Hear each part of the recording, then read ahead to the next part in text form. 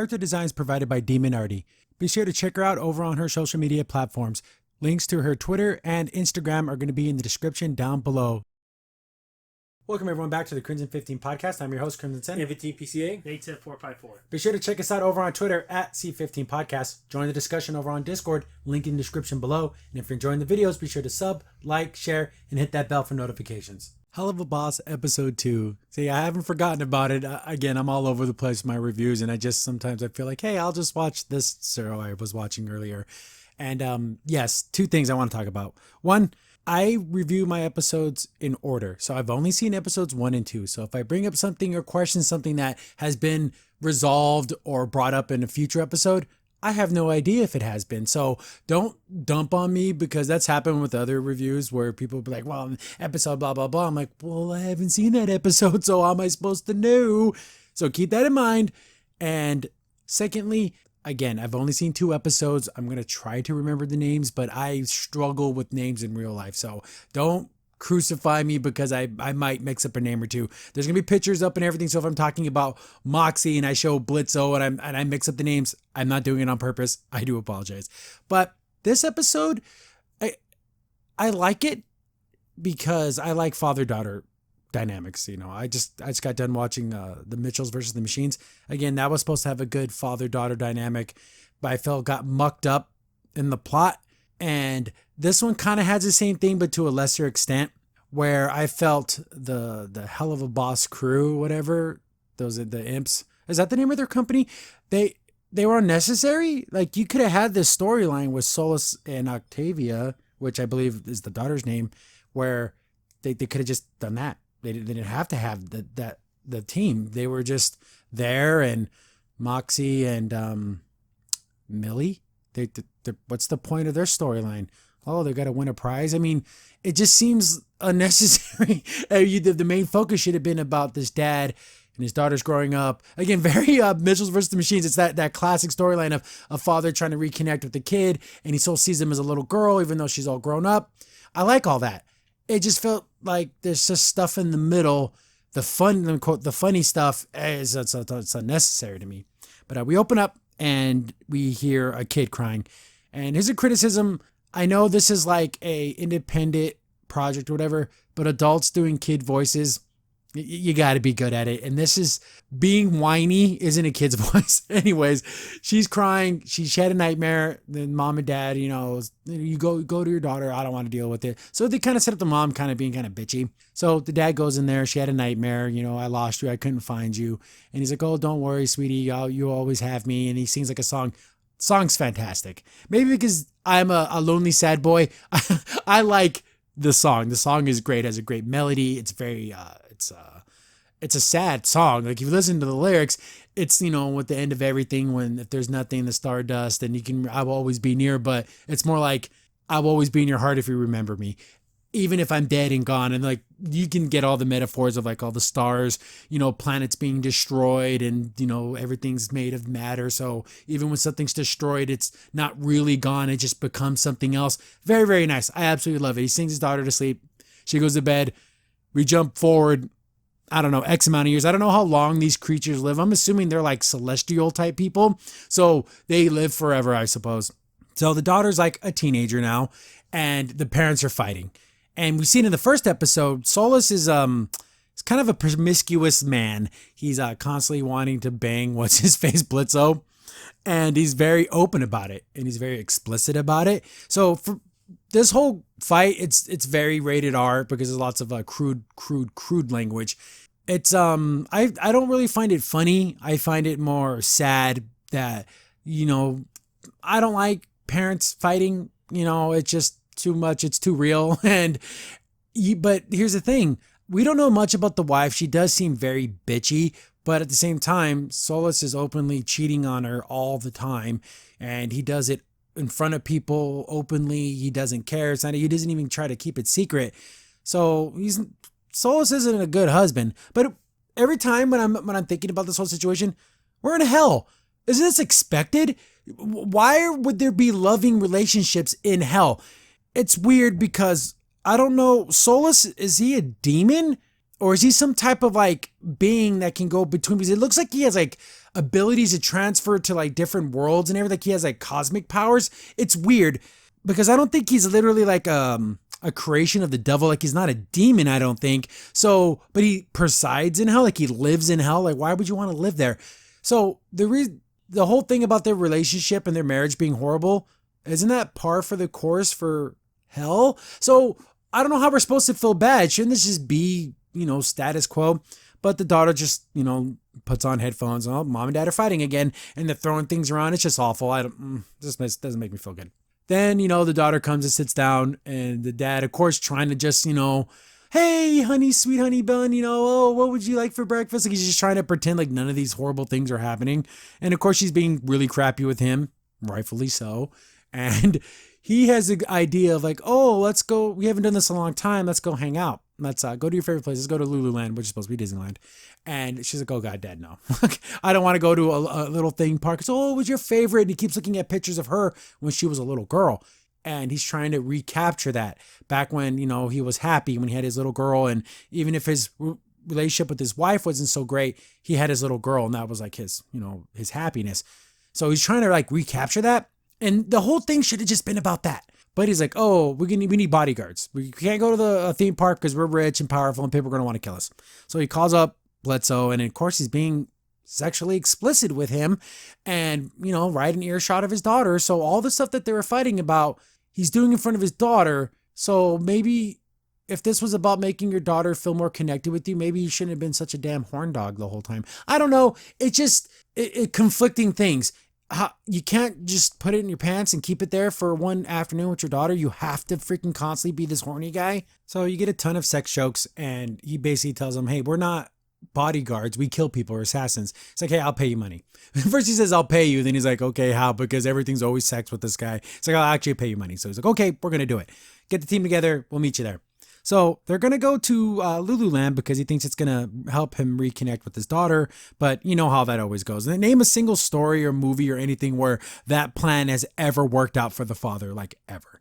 So they get there, and of course the dad's, Stolas like getting all the hats and the t-shirts. He's, oh, hey, it's super fun. He's walking through there, and and the daughter's just being the moody teenager. I don't want to be here, Dad. This is stupid. This sucks.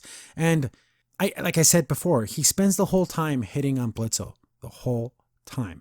Don't you want to spend time with your daughter, or did you want an excuse to go on a date with Bledsoe? I don't know. I would like to think he cared about his daughter enough to try this stupid plan that wouldn't work, but it's stupid dad logic. You think it's going to work. Was this all just a setup so he can just maybe go have some afternoon delight with Bledsoe here? So Bledsoe says, hey, I'm going to take the first watch. So you and Moxie, he's talking to, oh my God, like I said with the names, Moxie and Millie? And Millie, you guys can go hang out. So they're going to like kind of go on a date. And this is like weird backstory. Again, if this does come into play later on in the series, but as of just one or just 2 episodes, I just feel like it's kind of like wasted filler. She talks about how, she really loves it here. She's like, oh, it's so cool. I love this place. And Moxie is like, hey, what, you really like this place? What's going on? I mean, it seems kind of creepy and stupid. Oh, it's my parents would bring us here, me and my brothers and sisters when we had enough money. So I guess she grew up poor, and they would come here every once in a while, and it would be like a big family treat that they actually come to this place. And I'm like, oh, okay, that's nice to know, but is it necessary? Do we really care about her backstory? Is it important? But okay, let's ride my favorite ride, and it's like some big roller coaster, and of course it makes them all throw up. Here's the thing. I can relate to that because when I was a kid, I could ride roller coasters all day. Now I'm an adult. I can do one coaster and that's it. If I do a second one, I will be completely wiped out, headaches, throw ups, the whole entire thing. So I don't know. I freaking mainline Dramamine the whole entire time before I go to an amusement park. So they're not having he's doing stuff with his fiance, girlfriend, and he's trying to be a good boyfriend. So he's there for her, which is nice. Unnecessary, but it's nice. Stolas and his daughter are walking through the park, and they're kind of getting stalked by some bad guys, and he's keeping an eye on them, so they don't get hurt. He's so powerful. That's what I thought. I'm like, when you see this guy, he has like that big magic book. He can like go through dimensions. And Why would he need any type of protection? He seems to be pretty powerful on his own, but I don't know, whatever. They come up on a tent. It's like, oh, there's this show. Remember when you were a little girl, you absolutely loved this show, but she is terrified. Dad, how could you not know that your daughter's absolutely terrified? And it's like this big jester guy. He's kind of a cool looking character. I don't know if he comes into play later on, but it seems to be another kind of weird wasted plot line just for them to do stuff. Blitzo to kill him. I don't know. So the whole time the daughter's like, no, I don't want to do this. Looks back. Stolas is being kidnapped. Oh, Blitzo, I need some saving right now. And he just wants Blitzo to save him. And he kind of likes being that little damsel in distress. They save him. They go into the show and we see this kind of cloud looking guy. I'm getting some hardcore. Does anyone remember, again, old people alert, Nights into Dreams? The parallels are there. I mean, look at the guy. It looks very similar. But it's like a, song and dance type of show. And Five Nights at Freddy's meets Disneyland and the Joker. That's what this is. So we have creepy looking animatronics. It's a song about, Lululand and how great it is. And I guess it's a ripoff of a more popular place and it's spelled with O's instead of U's. And okay. Then again, a swipe at Disney because of copyright. Get back to the other two. We get back to Millie and Moxie on a date, I guess, because they don't really do anything. Some guy, he's the carny, oh, come on, win a prize. Step on up, young man. You look like a good shot. That kind of, the carnival barker guy. And she wants to win the stupid little doll thing. It's cute. And she's like, I don't even know what it is. I just want to win it. Okay, so I can do that for you. And of course, he's a good marksman. Shoots. It doesn't knock down you don't have to hit the target and you have to also knock it down. So it doesn't knock down. Oh, bad shot. You're going to take another shot there for your cutie girlfriend there. So he's like trying to get him to spend more money. But this is hell, right? So let's all remember hell. So why would it be fair? But wouldn't you expect everything to be rigged? I don't know. I'm getting this weird thing where people forget this is hell and bad things are supposed to happen, right? Why would there be any happiness in hell? So he can't do it and he's getting more and more pissed. He's putting more and more money down. Isn't this the exact same scene from Despicable Me, the first one, when he couldn't win the prize and then ended up blowing up the whole stand? Isn't it kind of the same gag? I don't know. Get back to the song and dance with the jester dude. And of course, the daughter's like, this is stupid, Dad. I don't like this. I don't want to be here. So she's not enjoying any of this. And I guess Blitzo used to work here. Because in one of the flashbacks, it showed him. He was like a guy selling balloons or whatever. And so she takes off and okay, you have to go after her. Then the guy's like, oh, is it you, Blitzo? I remember here, you still got the little kids running away from you. And he's like, hey, F you, buddy. I make more money killing people. And he's like, oh, I guess he was a comedian. Oh, it's dead silence, just like when, you would tell your lame jokes. So there's a past here between these two. Again, it's backstory. It's nice, but it's unnecessary. I don't know. Just he hates this guy. But I guess some dude selling torches, it gets knocked over and then everything gets caught on fire. So that's going to be our catalyst to end the story. Moxie's still trying to win the prize. He can't do it. He sucks at because it's rigged. He can't win. Then Millie tries and she completely misses. And then, of course, the guy kind of has the hots for her, so he makes it fall down. Oh, you won. Oh, it's a lucky shot. And he's like, hey, that's rigged, man. He's like, get out of here. I just want to talk to your beautiful girl here. And, of course, she's completely turned off. Misogyny and all that stuff. Wouldn't that be just the norms of hell? I don't know. But since everything's on fire and things are getting destroyed, the clown looks pretty creepy and scary. He's coming after Blitzo, so they're going to have their little battle. Stolas is looking for his daughter. She runs into some type of funhouse place and there's some other person tries to attack him. He's like, oh, where's my bodyguards? And it's Millie and Moxie show up and kill him. And he's like, oh no, I don't want you to. I want it to be Blitzo. They saved your life. Why does it matter? But again, he just has this, even his daughter's running away. She's crying. She's not having fun, but he's still thinking about getting some. Stolas, you're not a good person. But again, it's hell, so I guess it makes sense. He's looking for his daughter, and then she's in one of the little people mover cart thingies, and she's crying. And he's like, hey, you're not happy here. I didn't want to be here. I just want to go home. But what's the point of even going home if it's just a mess there too? Like there's nowhere I can be to feel safe. And as a father, that's awful. You don't want your kid to ever feel that way. And he's trying to explain himself with the mom and how things aren't working out. And she lays it out. She's like, that guy you're always hitting on and always wanting to be with, Are you going to just run away with that guy and leave me behind and I'm not going to be able to find you? Like when she's a little girl, I'm starting to get a little choked up in my voice because this is the good stuff. This is the stuff that I love. And because that's a fear, that's a deep-seated fear in his daughter that my dad's going to abandon me for the most frivolous thing in the world, for sex. Good dad, he's like, no, that's not going to happen. That will never happen. I'm never going to leave you. Perfect. I love it. They hug. But this is hell. Why is I'm so conflicted. So I like the fact that he chose his daughter. He did no hesitation whatsoever. He's like, no, I'm not letting you go. I'm always going to be here for you. And he hugs her and everything. I love it. But maybe, Stolas, don't openly flirt with other men in front of your daughter. Try that for a little while. See how that works out for your relationship. But, he picks her up again. I love the dad vibes. He just picks her up because he's powerful. He's strong. Okay, we're leaving now. We're going to go. One other demon guy tries to attack him, but like I said, he's super powerful. He's sick of all this crap. He just turns that dude to stone. Just starts to walk out. He's carrying his daughter. Absolutely beautiful. I love it. And the whole place is on fire too. And he's like, so honey, what do you want to go do? She wants to go to some like place. Again, it's like, I'm assuming it's like Hot Topic. And he's like, okay. Like he just goes along with it. You can tell he's not happy, but of course, the daughter's like, thank you, dad. And you're pretty cool. The whole place is on fire. End of the episode.